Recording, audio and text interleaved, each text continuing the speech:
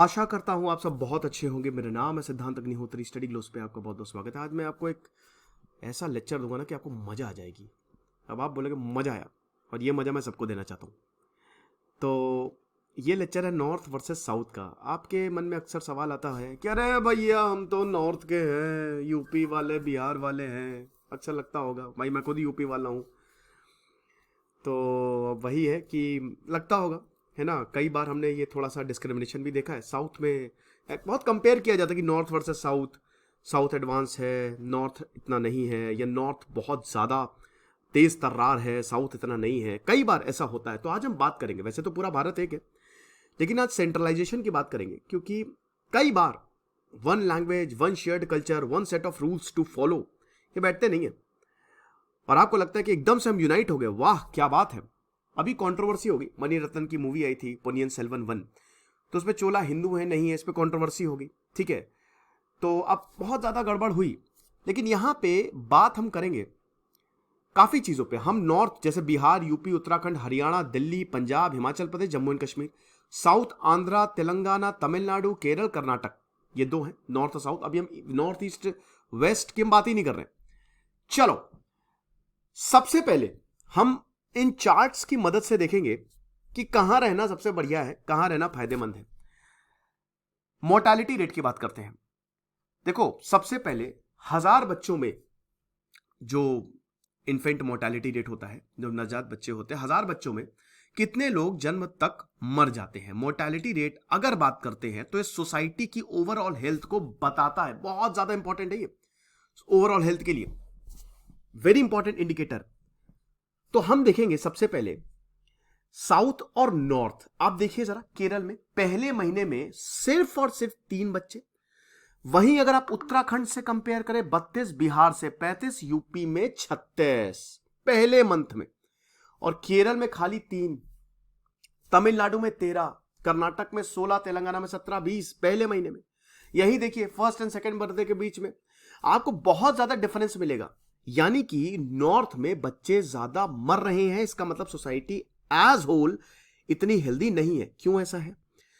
क्योंकि देखिए, नॉर्थ ने इतना पैसा हेल्थ पे नहीं लगाया है, आपको पता है।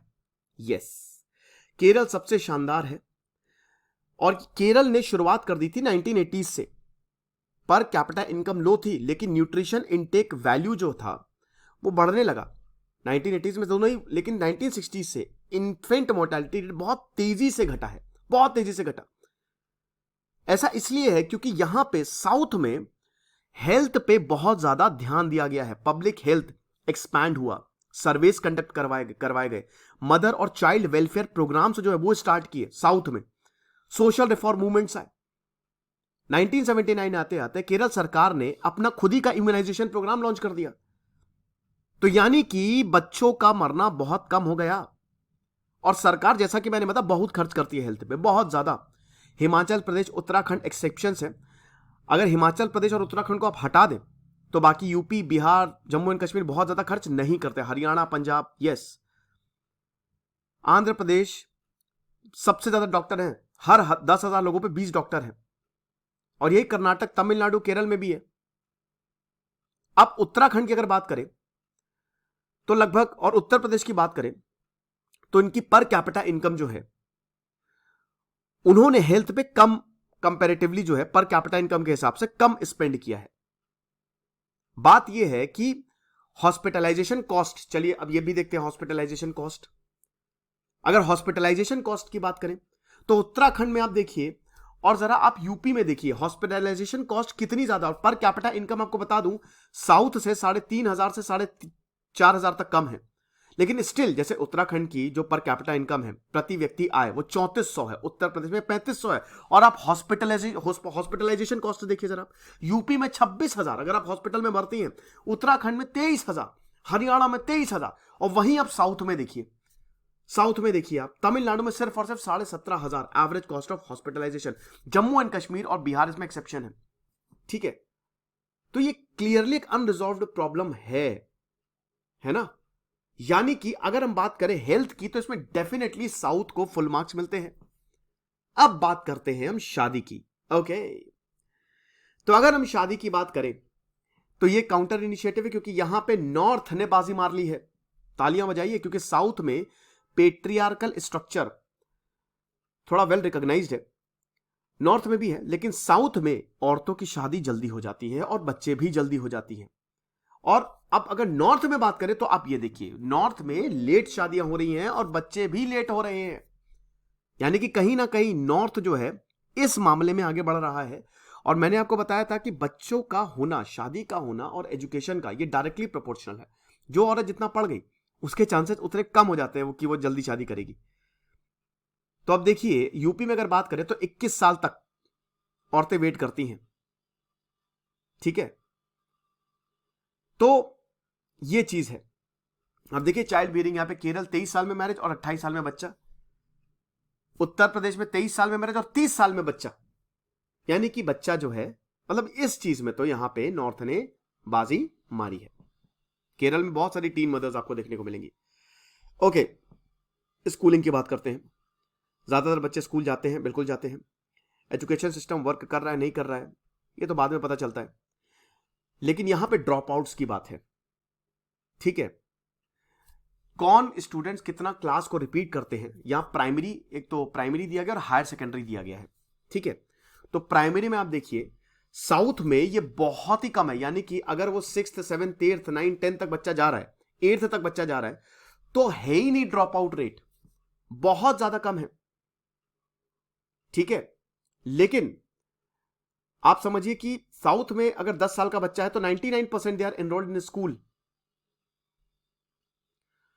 अब बात यह है कि अब जैसे कश्मीर की अगर बात करते हैं, यहाँ पे जम्मू कश्मीर में यहां पे ड्रॉप आउट रेट बहुत ज्यादा है। सिक्योरिटी इशू की वजह से कई बार स्कूल बंद रहते हैं, लड़कियां हैं वो नहीं जा पाती। हाईएस्ट शेयर ऑफ चिल्ड्रन है जो रिपीट क्लास को रिपीट करते हैं या प्राइमरी लेवल पे ही लीव कर देते हैं। और यहाँ पे ये हायर सेकेंडरी में भी आपको ये रेट जो है वो ज्यादा मिलेगा, सिक्योरिटी। उसके बाद है यूपी, उत्तर प्रदेश में आप देखिए यूपी में भी बहुत ज्यादा 2.76 है, और यहाँ पे हायर सेकेंडरी में ड्रॉप आउट रेट 14.5% के करीब है। लेकिन यहां पे अगर आप यहीं पे साउथ को कंपेयर करें तो ये बहुत कम है। यानी कि साउथ में ड्रॉप आउट रेट कम है, नॉर्थ में ड्रॉप आउट रेट जो है या रिपीटिंग क्लास का रेट जो है वो ज्यादा है। यूपी में 240 सरकारी एडेड स्कूल्स हैं, जिसमें से 18 में तो फंक्शनल इलेक्ट्रिसिटी नहीं है, 73 में कंप्यूटर्स नहीं है, 27 में ड्रिंकिंग वाटर फैसिलिटीज नहीं है। केरल में अगर 83 सरकारी स्कूल्स की बात करें तो वहां पे आपको सब मिलेगा। यानी कि यूपी में स्कूल्स तो ज्यादा है लेकिन उतनी ज्यादा फैसिलिटी हमको देखने को नहीं मिल रही है। बिहार में एक टीचर है 52 स्टूडेंट्स के लिए, दिल्ली में हर 29 स्टूडेंट्स के लिए एक टीचर है, यूपी में 27 स्टूडेंट्स के लिए एक टीचर है, और तेलंगाना में हर 10 स्टूडेंट्स के लिए एक टीचर है। तमिलनाडु में 12 स्टूडेंट्स के लिए एक टीचर है और केरल में 14 स्टूडेंट्स के लिए एक टीचर है। ये आपको साफ साफ दिख रहा है। ठीक है, ये चीज है। अब हम बात करते हैं रोड सेफ्टी के बारे में। ओके, तो रोड सेफ्टी में अगेन नॉर्थ ने बाजी मार ली है। रोड सेफ्टी नॉर्थ की ज्यादा बेटर है।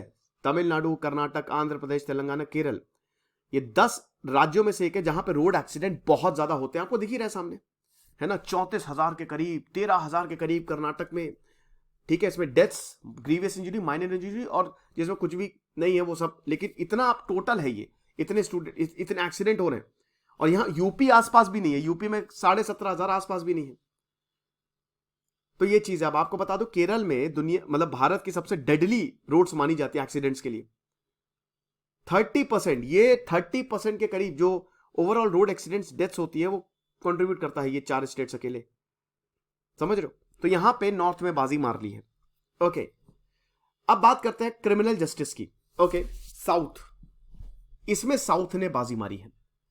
आंध्र प्रदेश, अगर हम बात करते हैं पेंडेंसी रेट, कितने केसेस अभी चल रहे हैं या उनकी पेंडेंसी है, वेट कर रहे हैं लोग जजमेंट का, तो आंध्र प्रदेश में आप देखिए बहुत ही कम है, बहुत ही कम। ठीक है, सिर्फ 1.35, कर्नाटक में 0.05, केरल में 0.71, यूपी में देखिए 6.29, हरियाणा में 2.87, पंजाब में 2.87। ठीक है, नेशनल एवरेज है 91%। और आंध्र प्रदेश का जो lowest IPC case pendency rate है वो 59% है। उसके बाद तेलंगाना है, देन तमिलनाडु। और इन स्टेट्स, ये जो साउथ के स्टेट्स हैं, इनका हाईएस्ट कन्विक्शन रेट भी है। बात ये भी ना, कन्विक्ट किसको किया, पकड़ के तो ले गए, क्या आरोप साबित कर पाए उस पर। हाईएस्ट कोर्ट पेंडेंसी आपको बिहार में मिलेगा 99.4%। ठीक है, आधे से ज्यादा, मतलब वन थर्ड, आधे से ज्यादा नहीं बल्कि वन थर्ड जो सिविल्स में आते हैं they are stuck in the appeal, यानी कि अभी तक अपील ही नहीं हुई। हरियाणा में बहुत लोएस्ट पेंडेंसी आपको देखने को मिलेगी, ठीक है, आप देख ही सकते हो 58% के करीब ये हिसाब किताब है। और अगर आप यहां पे ये देखिए, ठीक है, यहां पे अगर आप देखो तो भी सही है। पर कैपिटा इनकम की अगर बात करें, ये आपको जान के हैरानी होगी कि पर कैपिटा इनकम में नॉर्थ में ने बाजी मारी है। यस, अगर आपको प्रॉस्पेरिटी और एक अच्छी जिंदगी चाहिए तो नॉर्थ जाइए। नॉर्थ का पर कैपिटा इनकम देखिए साउथ से कहीं ज्यादा है। दिल्ली, आंध्र प्रदेश, दिल्ली का जो पर कैपिटा इनकम है वो आंध्र प्रदेश से डबल है। जहां आंध्र ये साल की जो सालाना आय है वो 1,13,000 के करीब है, वहीं दिल्ली की सालाना आय 2,74,000 के करीब है। उत्तराखंड तेलंगाना से ज्यादा पैसा कमा रहा है, वहां के लोग ज्यादा पैसा कमा रहे हैं। केरल, तमिलनाडु और कर्नाटक में भी बहुत ज्यादा आपको कम देखने को मिलेगा पर कैपिटा इनकम, लेकिन नॉर्थ में बहुत ज्यादा है। बिहार में डेफिनेटली बहुत कम है, ठीक है। क्यों ऐसा क्यों है? देखिए इसके कुछ रीजन है। सबसे पहले तो तमिलनाडु, केरल और आंध्र प्रदेश अच्छे खासे रेवेन्यू डेफिसिट्स हैं। यस, ये जो आप तमिलनाडु, केरल और आंध्र प्रदेश आपको दिख रहे हैं ना, इन्होंने वेलफेयर स्कीम्स चलाई हुई हैं बहुत ज्यादा, तो इनके रेवेन्यू डेफिसिट हैं। ये टॉप 5 स्टेट्स में थी जिनके हाईएस्ट डेफिसिट थे 2018-19 में। इसका मतलब वही है कि आपकी जो कर्ज है वो बहुत ज्यादा है, और अगर इसको एड्रेस नहीं किया गया तो महंगाई बढ़ जाएगी, जिसकी वजह से लोग जितना पैसा कमाते हैं वो घट जाएगा। ये चीज है। फूड इन्फ्लेशन तेलंगाना और आंध्र प्रदेश में 11% था 2020 में, और एवरेज कितना है 7.3%, उससे ज्यादा दिल्ली का उस समय 5.5% था। फ्यूल जो है तमिलनाडु में ज्यादा एक्सपेंसिव है, 7% इन्फ्लेशन है, पंजाब में खाली 2.7% है। और अगर अर्बन हाउसिंग प्राइसेस की बात करें तो वो खाली दिल्ली में 1.8% तक ग्रो की है, आंध्र प्रदेश में 5% तक ग्रो की है। अनएम्प्लॉयमेंट लेवल्स जो हैं they are not very too high. Haryana, Rajasthan में ज्यादा है अनएम्प्लॉयमेंट लेवल, लेकिन हम देखते हैं कि जो शेयर ऑफ ग्रेजुएट्स है, जैसे जिन्होंने ग्रेजुएशन कर लिया और नौकरी नहीं मिली, वो आपको केरल में 29%, तमिलनाडु में 23%, आंध्र प्रदेश में 21% मिलेंगे, यानी कि ज्यादा है। तो अब जो नौकरी की बात करते हैं, आप देख सकते हो कि हालात इतने अच्छे नहीं है साउथ के। जॉब अपॉर्चुनिटीज वहां ज्यादा देखने को, lack of job opportunities educated people में आपको देखने को मिलेगी। इसीलिए केरल में जो पासपोर्ट इशू किए गए हैं दैट इज हाईएस्ट। आपको पता है 10 लाख से ज्यादा पासपोर्ट इशू किए गए केरल में, सब बाहर भाग रहे हैं। यूपी, महाराष्ट्र, पंजाब से भी ज्यादा है। ये चीज है। तो southern states they have a large share of non agricultural jobs. इसीलिए अब यूपी में या नॉर्थ में अगर बात करें तो वहां पे आपको बहुत एग्रीकल्चरल जॉब्स देखने को मिलेगी, जिसकी वजह से इंसान को काम मिल जाता है। लेकिन तमिलनाडु सर्विस सेक्टर ज्यादा, मैन्युफैक्चरिंग सेक्टर वहां पे ज्यादा है, इंडस्ट्रियल बहुत तेजी से वहां पे ग्रो कर रही है। हालांकि आपको बता दूं कि वेजेस बहुत ज्यादा हैं साउथ में, wages they are very higher. Kerala में जैसे एक दिन का 677 रुपए मिलता है, वहीं यूपी में 287 रुपए मिलता है, बट स्टिल आप देख सकते हो ये हालात है। तो यानी कि आपको पैसे की अगर बात करें तो आपको ये मिलेगी नॉर्थ में ज्यादा। तो एक किताब लिखी गई है यहां पे, मैं किताब का आपको रेफरेंस देना चाहूंगा, south versus north, India's great divide. ये डेटा साइंटिस्ट नीलकंठन आरएस ने लिखी है, और इन्होंने काफी कुछ बताया है। जो उसमें एक सबसे इंपॉर्टेंट चीज इन्होंने बताई है कि जैसे तेलंगाना है, साउथ जो है वो सोशल सर्विस के ऊपर काफी ज्यादा स्पेंड करते हैं। जैसे 43% उनका रेवेन्यू जाता है वो एजुकेशन, हेल्थ, सैनिटाइजेशन, मतलब सैनिटेशन, न्यूट्रिशन, ऑपरेज ग्रुप्स, इन सब के लिए जाता है। उत्तर प्रदेश 6 गुना ज्यादा पॉपुलेशन है, लेकिन फिर भी 36% जाता है। दूसरी चीज यहां पे ऑथर बताते हैं सब नेशनलिज्म, जो कि साउथ में हमको थोड़ा सा ज्यादा मिलेगा। सब नेशनलिज्म मतलब देश के अंदर जो छोटे छोटे पार्ट्स है उनमें नेशनलिज्म कितना है, ठीक है। साउथ ने अपनी आइडेंटिटी को अच्छे से प्रिजर्व किया है, यह चीज है। हालांकि इस पे पॉलिटिक्स एक बहुत बड़ा रोल प्ले करती है। तो आई होप अब आप समझ गए होंगे। कुल मिला के अगर आप बात करो तो साउथ भी ठीक है, नॉर्थ भी ठीक है। तो नॉर्थ साउथ डिवाइड का सवाल उठना ही नहीं चाहिए। कुछ जगह पे नॉर्थ बहुत बढ़िया, कुछ जगह पे साउथ बहुत बढ़िया है, सिंपल। हमारे शानदार कोर्सेज दोस्तों आते हैं, आप इसको जरूर अवेल करें, आपको बहुत ज्यादा फायदा होगा। Thank you so much.